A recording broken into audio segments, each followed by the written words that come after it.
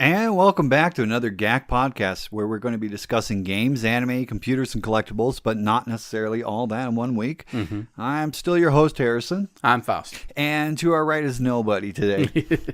So yeah, we decided we'd just go with the dynamic duo here. Yeah, well, James decided to go up to Santa Fe. Yeah.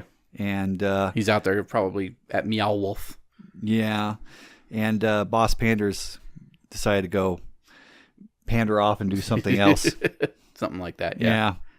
So we're going to go, give our commentary on things of the week because we haven't said it in a while. This is our opinions. This is commentary, our thoughts and everything. We are not journalists.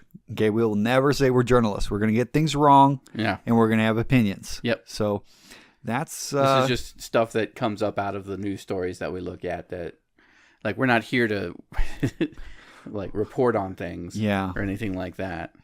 That would be, we'll leave that up to other people. So we'll never consider ourselves to be journalists unless we actually put together a story where we're actually doing that. Mm-hmm. But this podcast is all about what we think.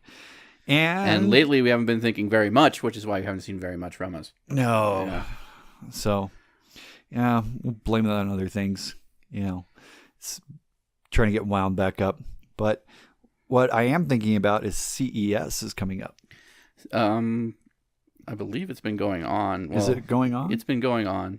So coming up, going on, something like that. Like I said, we're not going to be accurate. Yeah. It's been going on. There's been stuff coming out about, smart bathrooms and NVIDIA's doing self-driving cars. And we're finally seeing a second revision of the HTC Vive called the HTC Vive Pro. Yep. Which has wing flaps now. So you can be Pippi Longstocking if you've ever wanted to be that. I think we just dated ourselves right there. Pippi Longstocking. A little bit. I know. I didn't get very far into Pippi Longstocking. But you at least understand the reference. Yes, I did. So they've put out a Pro version of the HTC Vive, and this was kind of needed because when things in the market like the mixed reality is higher resolution, they need to step up their game. So I think the HTC Vive not only does it come with headphones attached and everything like this, and this is to combat the Samsung Odyssey. Yeah. So the Odyssey has headphones built in. This has headphones built in. These flip up, and the screen resolution now is on the same level that the Odyssey is. Okay. So we have that going on with it. And so it is as predicted, mixed reality coming out and essentially flooding the market with a rather convenient holiday sale. Yeah. Has created a shift in the paradigm. Where now because the Vive and the Rift were these all-encompassing headsets, except you needed a headset for audio, and they had in-room tracking, whereas mixed reality has in-headset tracking. Yeah. Most of them have jacks, if not actually built-in headphones like the Samsung does, and most all of them flip up so you can actually get a sense of the world around you. Now, I will say, after using the Lenovo one that I've got, that whole headset flipping up thing, you've got this it's hard to say anything other than you got this cheap headband that keeps it on your head, but it doesn't really feel like there's that necessary support to really flip it up and actually like leave it up and look around like you're Egon from Ghostbusters or something. But it comes in handy. Well, it really does. So one of the things that's interesting is because you have mixed reality has built-in tracking. Mm-hmm. Vive still has the room sensors, but they have gone wireless recently as well. The thing with the room sensors, well, we'll get back to the wireless here in a minute. Yeah, is you can now pair up to 4 base stations, and you can make a play area that's 10 meters by 10 meters. Holy crap! That is 33 feet by 33 feet. Holy crap! I don't have a room big enough in this house. Yeah, you're gonna rent a warehouse for your VR experiences? I don't. What are you gonna do with 30 feet? Set it up on the high school basketball court? I don't know. I mean, that's like what, 30 by 30, 900 square feet. 900 square feet. Yeah. Okay. Of space. That's a house. Yeah. That's a whole house. Yeah. That's insane. Okay. I mean, what can you do in virtual reality in 900 square feet nowadays? Nothing. Mm-hmm. Nothing yet. So it's absurd. I mean, Well, for having like that huge room, or even the rooms that I see the Vive getting set up in, using room mapping on the Lenovo mixed reality headset, I never really was occasioned to move around more than within a square foot or 2 square feet. Like even though they require a minimum of 5x7. yeah. Like you don't really you're not going to be running around or combat rolling or anything like that. It really is at this juncture, like you don't really move to dodge or that way. You don't move your physical body to move around in a game. No, you just move around to follow the boobs. There is that. But even now you still have a wire attached. Now the other thing they finally showed off is the wireless module for the HTC Vive. Mm-hmm. It's going to be able to work with the regular one and the Pro. And I don't think they talked about price on it yet, but basically there's going to be no wires attached to your HTC Vive headset. Mm-hmm. And I think that will be a game changer too, because now you don't have a cable you're trying to manage and prevent you from going swivel around like 360 and getting wrapped up in it. I will admit that is quite cumbersome on the current headsets. Yes. Yeah. And that legitimately is a problem. Yeah. Even with mixed reality or anything else, is you're still having to keep an eye out for that, the wires attached to it. I was almost thinking of trying to get it so I could close my HP Omen and slip it into a backpack and be able to still utilize the motion controls in the headset with that on my back. But that's putting a running gaming laptop into a bag that's not exactly known for its cooling.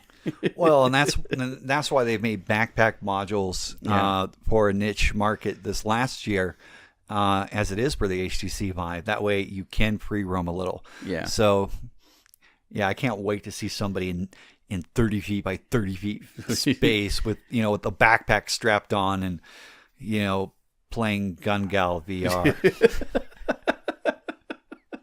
Gun Gal. Yeah, it's like, and then you walk in on them and go, why are you only using one controller? Well, yeah. Why do you have to play in your boxer briefs? Yeah.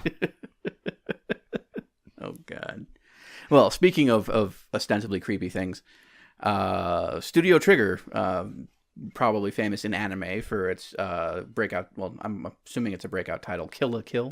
Kill la Kill. Oh yes. That was that was interesting. It had a lot of heavy-handed sexual references in there it. was a lot of fan service. Yes. We'll be nice and call it that. There was a lot of fan service.